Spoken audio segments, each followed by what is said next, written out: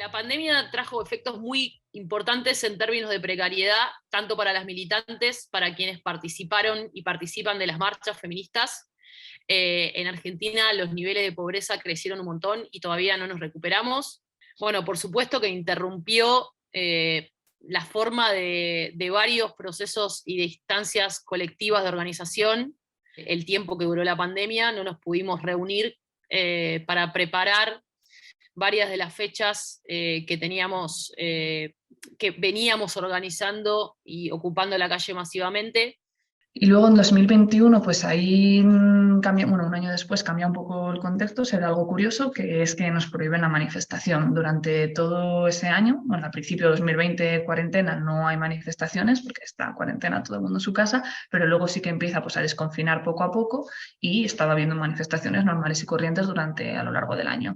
Pero la manifestación del 8M, con ese precedente que veníamos de que éramos las culpables de haber traído el coronavirus a España, pues se prohíbe la manifestación en 2021. Y ahí pues eso nos coloca en un lugar diferente en el que no habíamos estado nunca, que es como ese lugar más desde la antirrepresión. Trabajamos mucho el discurso antirrepresivo. De lo que significó la pandemia, ¿no? Como de alguna manera una imagen inversa de lo que veníamos proponiendo en la huelga, ¿no? De salir de las casas. Y bueno, obviamente lo que sucedió es que quedamos en muchas de las compañeras que venían que estaban como activas, no organizadas en organizaciones, sino activas en siguiendo la agenda de las efemérides feministas, quedaron más, de alguna manera, atadas a mayor trabajo doméstico, mayor trabajo de cuidados, menos posibilidad de moverse. Y bueno, en ese sentido creo que todavía estamos atravesando ese proceso. Yeah, aspects where we also struggled because new ways of solidarity networks had to be built up.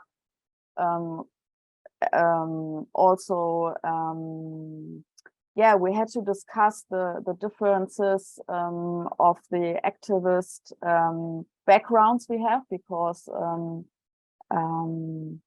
people from different ages, with children, without children, are very affected very differently. Conmemoramos 6 años de la huelga feminista, pero para nosotras en Chile es el 5º año. Empezamos un año después, y como hemos tratado de decir siempre, eso se debe a que nosotras, la ola feminista y la huelga nos llegó por contagio internacional, ¿no?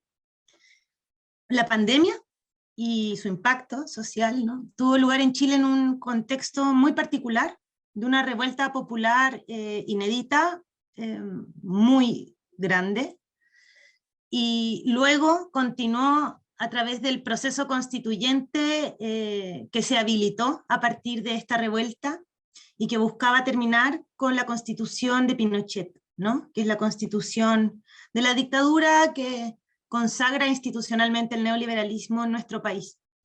Y en ambos procesos, nosotras, y con nosotras me refiero a los sectores ampliamente organizados del feminismo y a la coordinadora feminista 8M en particular, nos involucramos de manera muy activa y con una representación directa. Sostener esos dos procesos, el de revuelta y el proceso constituyente en un contexto de pandemia, ¿no? De desmovilización, de agudización de las violencias patriarcales, de empobrecimiento masivo y de disputa institucional que no habíamos experimentado nunca antes, no solo fue extremadamente difícil y agotador, sino que la pandemia vino a torcer, por así decirlo, lo que parecía ser una marcada orientación antineoliberal que gobernaba, por decir así, el proceso de politización de masas que tiene su clímax con la irrupción de la revuelta popular, ¿no?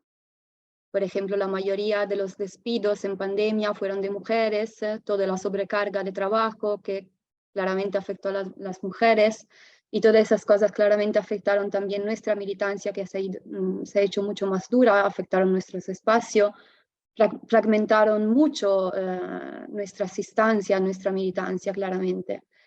Quizás la única cosa positiva que pasó en pandemia es que desde mi experiencia, de lo que vi, se reforzaron mucho las redes transnacionales de colectivas, movimientos feministas a nivel transnacional, y por eso también estoy muy contenta de estar aquí hoy y poder continuar a reforzar estos tipos de redes, porque creo que es algo que es muy necesario, porque, por ejemplo, estas redes a nosotras en pandemia nos salvaron realmente la huelga, porque nos permitieron ver, por ejemplo, cómo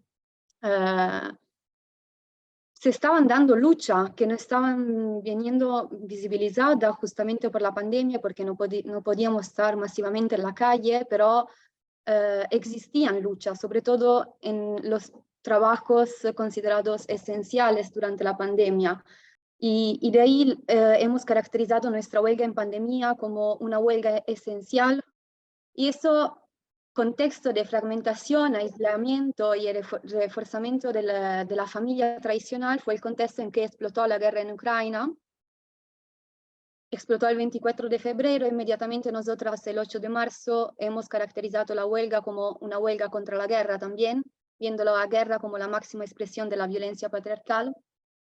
Y eso no simplemente por los efectos materiales muy concretos que la guerra tiene, por ejemplo, el estupro que es usado como arma de guerra, pero también por un reforzamiento de los roles de género que la guerra tiene,